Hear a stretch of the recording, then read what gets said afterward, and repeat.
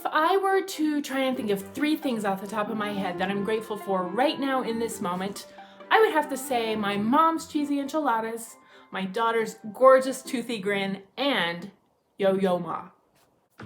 Hi, I'm Kimberly Bengali. Welcome to my channel, True Stature. It's the place to be to create a life you love, fueled by your personal truth. Stay tuned until the end of the video to get the special announcement that I'm making today that is going to change things up a little bit on the channel and find out how this will benefit and affect you as the viewer.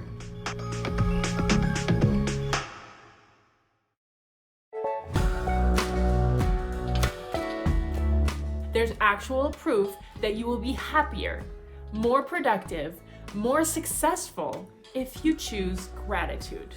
In spite of everything that's going on with COVID-19 right now in our world, we have so much to be grateful for. Stay tuned to find out why gratitude can absolutely be a game changer in your life, no matter the circumstances. If I were to randomly ask you to think of 3 things that jump into your head that you're grateful for, what things come into your mind, big or small, tangible or non-tangible, that you can be grateful for? Think of 3 of them. With gratitude, people acknowledge goodness in their lives, and they have to kind of admit, at least partially, that that goodness is coming from some outside source. The great Rumi wrote, "Wear gratitude like a cloak, and it will feed every area of your life." Gratitude is a spirit-filled principle, and it opens our minds to a universe permeated with the richness of other people, the richness of nature, and the richness of a higher power, a living God. It helps people connect with something larger and greater than themselves. You may be saying, what in the world is there to be thankful for right now? With COVID-19, we can't leave our houses. People are dying, people are sick, people are hurting. We're bored out of our minds, the economy's tanking, and we can't even get toilet paper. So what's there to be thankful for? But in my dealings with my friends lately, as I call them to check and see how they're doing on the phone, I am noticing across the board kind of like an awe-inspired gratitude for what's going on. People are seeing goodness coming of this. My siblings and my mom and I have this funny text thread that we've been communicating on every day throughout this. And we send silly memes and we send just stuff that we're annoyed by. And then of course we're always bantering about who's mom's favorite. And our days are filled with this kind of excellent Allen family witty humor. And we are just, our souls are being fed by each other. Even though we're all so far away from each other, we're just connecting every single day. One of my friends, she's an incredible artist and she is so passionate about her art. And right now, even more so, these last few weeks, she's turned off her phone and she has these giant canvases across her apartment wall, big white canvases that she is just going to town on with the most vivid, beautiful colors that absolutely show her soul, and in a way that's deep and with all that feeling that she's feeling in her heart right now as she's dealing with this crisis, and her daughter is there with her doing it. It's a beautiful thing. And I have another friend, a writer, who is creating a one-woman play, and she's writing prolifically right now. I have a friend who just started an online course that she's able to dive into and actually grow in monumental ways because there's a focus. Another thing that we can be truly grateful for is the way we're missing each other, the way we long to connect with those we care about. You know, our lives get busy and we forget where we really want to be and who we want to be with. We're gaining an appreciation because we can't connect. Except for the people in our house, we can't be together.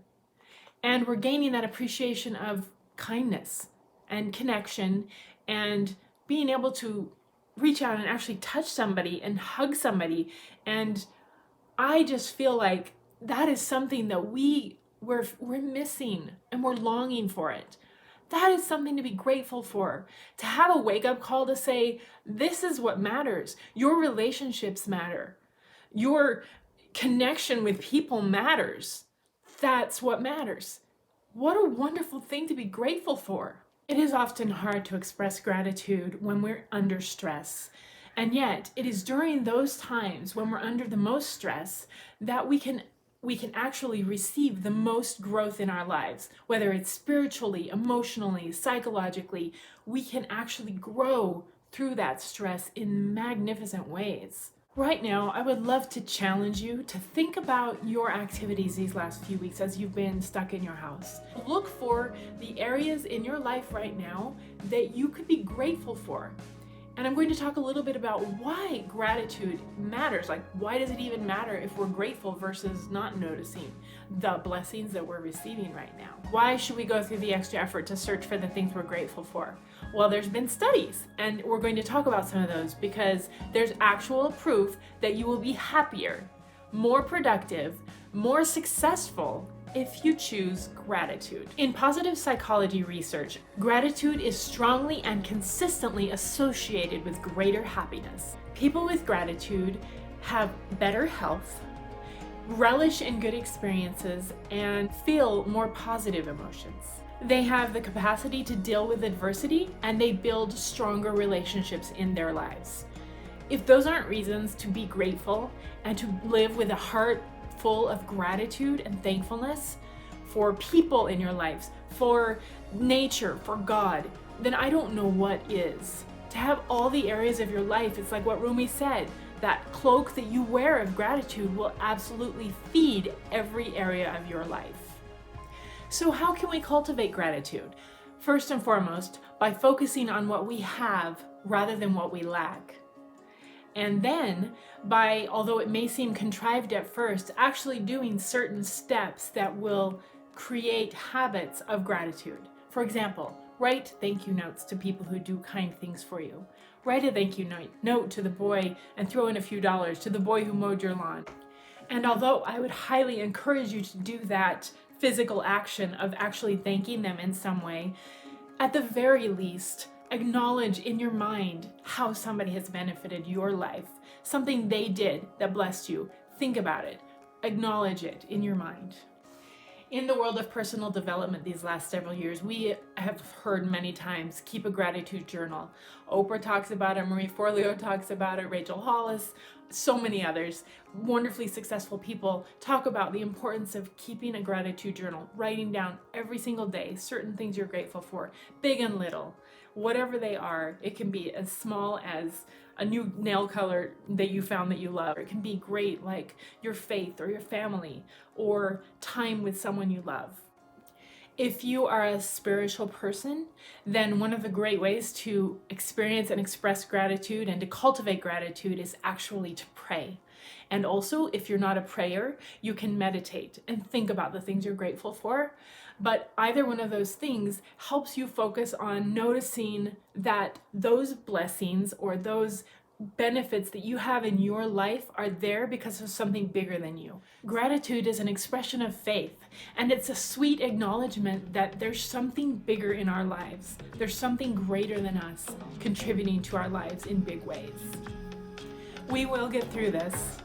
And in the meantime, we can think of all the blessings that we're experiencing in our lives right now. And so in closing, I would like to express gratitude to you. Thank you for staying and watching this video. Thank you for hearing the message that I wanted to give, and I hope it hit your heart.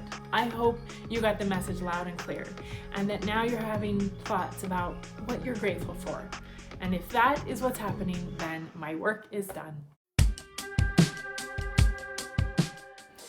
Now, I'm very excited to be making a special announcement because so far I've been bringing you content that is pretty big stuff, about who you are and how to gain confidence by knowing who you are at the core and how to deal with fear and how to be grateful today. So big concepts that really matter in your life, but part of my goal with this channel is to create a personal growth tribe where we're all working towards our goals. Action speaks louder than words. The real goal was to be able to put in front of you the things that I struggle with, to put in front of you where I fall short, what holds me back from being that woman that I truly want to be. I'm hoping that my process and my growth and my learning will help you to see that you too can do it, and that you can have hope that if I can do it, you can do it. That's the goal. So I'm super excited to be sharing with you next week some of the things I'm struggling with, some of the challenges I'm dealing with, and what I'm doing to better myself, to reach that woman that I talk about wanting to be. And of course, every 2 weeks, I'm bringing you the big messages of the principles of success as I have been already doing. So hopefully that makes sense. I'm sure it does. You're very smart. As always, if you liked what you saw today, give it a thumbs up and share it with friends.